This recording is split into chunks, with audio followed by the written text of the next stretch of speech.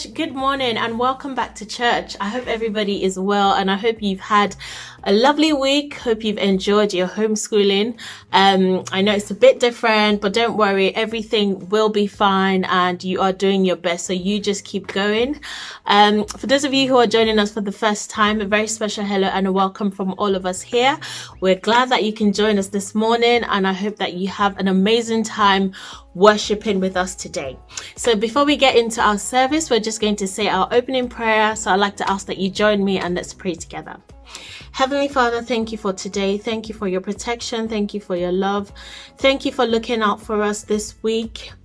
We pray, Lord, that as we're about to start our service with our friends online, we pray, Lord, that you come into our hearts. We ask for understanding. We ask for a retentive memory to remember everything that we learned today. And we ask, Lord, that we will just have an amazing time in your presence. In Jesus' name we pray. Amen. Now we're going to go to our praise and worship. Have fun, get up, dance, do anything that you want to do, and let's praise God together, and I'll see you soon.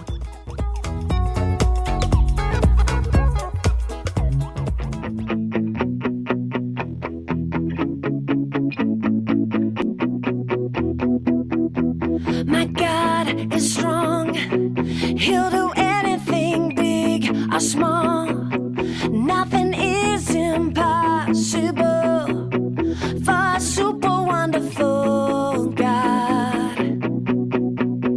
Every day I can know God is always there for me and my family. Every day I can know greater is the one who lives inside me. Super big, super strong, super wonderful God, super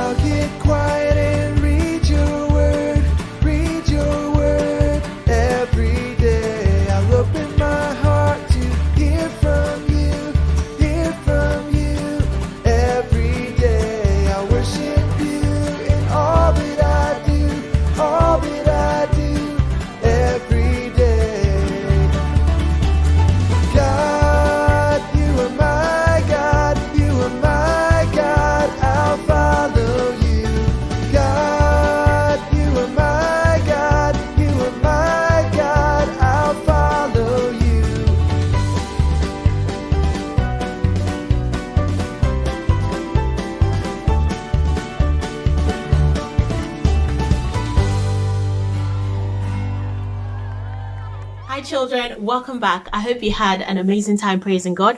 Now we're going to get right into our Bible story. But before we do that, we're just going to remind ourselves about what we've been learning this month. So any clue? Any idea? I've got a clue in my head. Well done. We have been learning about the armor of God. Now, what is the armor of God? I know the armor of God are things that we throw at people to hurt them so that they can learn about God. No? Oh, yeah. Okay. The armor of God, they are spiritual tools, so tools that we cannot see. So spiritual tools that God has given us to help us in life to fight against the enemy. Who is the enemy? Is it our friends? Oh, maybe it's that person I don't like. No? The enemy is the devil.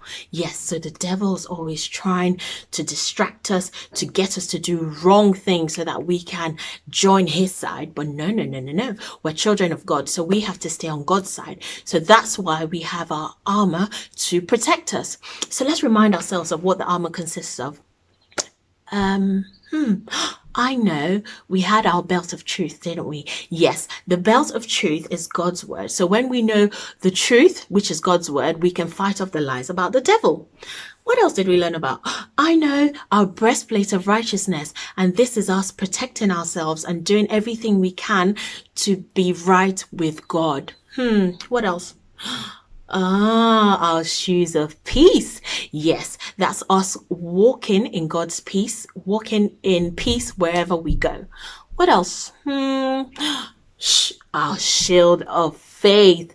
That's what we believe in. So what do we believe? We believe, we believe in God, and we believe that God sent his son, Jesus Christ, to die for our sins. And we believe that he loves us so much. What else?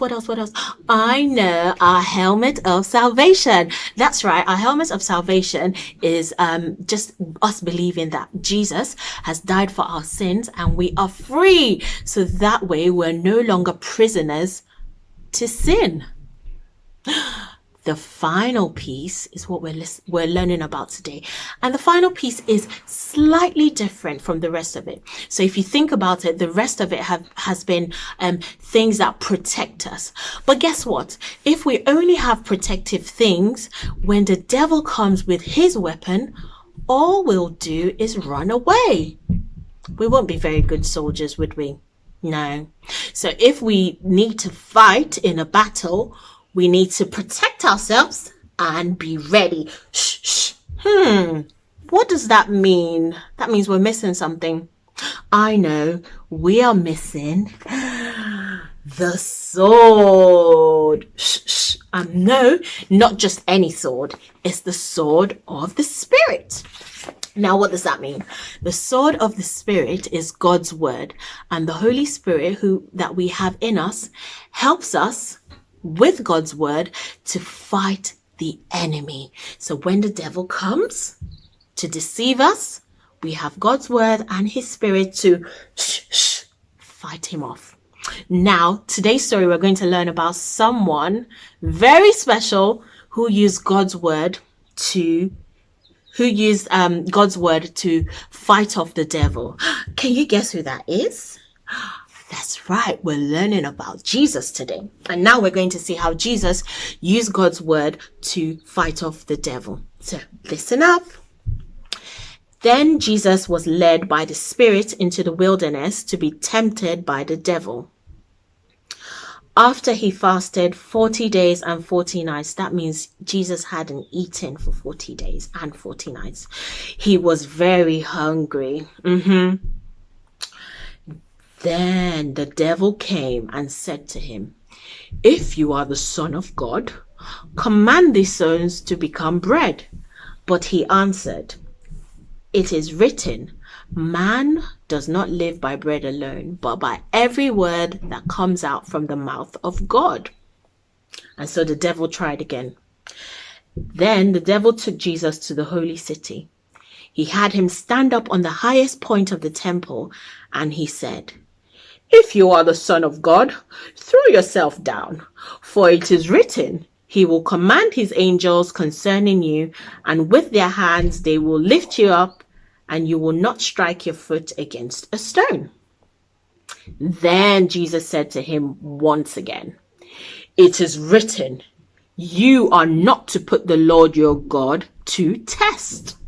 That means don't test God. Again, the devil took Jesus to a very high mountain, and he showed him all the kingdoms of the world and all their beauty. And he said to Jesus, "I will give you all these things if you throw yourself to the ground and worship me." Then Jesus said to him, "Go away, Satan, for it is written, you are to worship the Lord your God and serve only him." Then the devil left, and the angels came and began to look after the needs of Jesus. I hope you enjoyed that, because I certainly did. Here you can see that Jesus used God's word to fight the devil. So we can see here that even the devil knew God's word, and sometimes he can twist it because he's very sly. He will twist it to confuse you and make you think that you should do something wrong. But no, once you have God's word in your heart, and the Holy Spirit will help you to understand it and to know the right things to say to fight off the devil. So remember, for us to use the sword of the Spirit, we must read our Bible. We must ask God to help us to understand what we read in the Bible. We have to also pray every day so that we get stronger and stronger in the Spirit, with the Holy Spirit. We get stronger and we become better Christians. Now, let's go to our questions.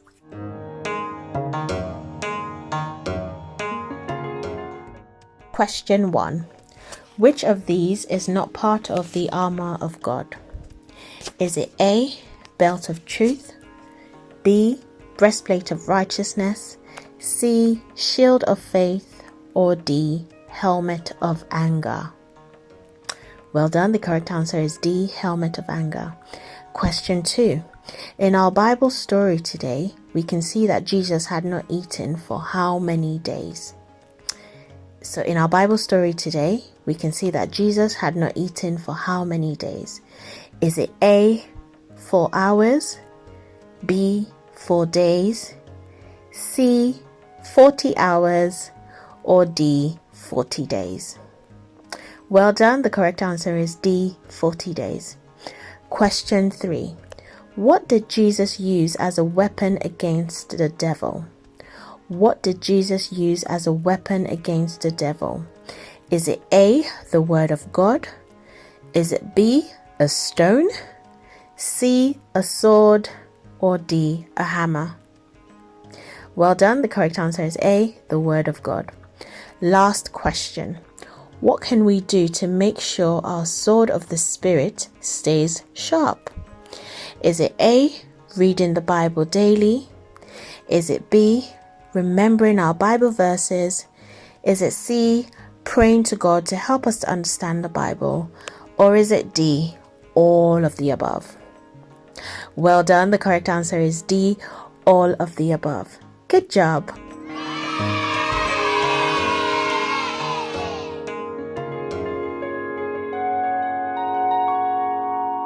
Well done, everybody. So before we round up with our service, let us just take our memory verse. Our memory verse this week is taken from the book of Hebrews, chapter 4, verse 12. And it goes like this. The word of God is active and alive and is sharper than any two-edged sword. So we are going to add in some actions to help us remember. So if you hold out your hands, that's Hebrews 4:12. The word of God is active and alive and is sharper than any two-edged sword.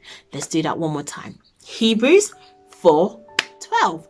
The word of God is active and alive and is sharper than any two-edged sword. Well done, everyone. So let us round up our service by saying our closing prayer. Heavenly Father, thank you for today. Thank you for such a beautiful reminder this month that you have given us everything that we need to be able to carry on with our journey in life, to help us to stay strong, to help us to fight the lies and the distraction of the devil. Thank you, Lord, for reminding us. Help us, Lord, that every day we wake up, we'll be able to put on our armor and be able to walk confidently, knowing that you love us and that you are with us always.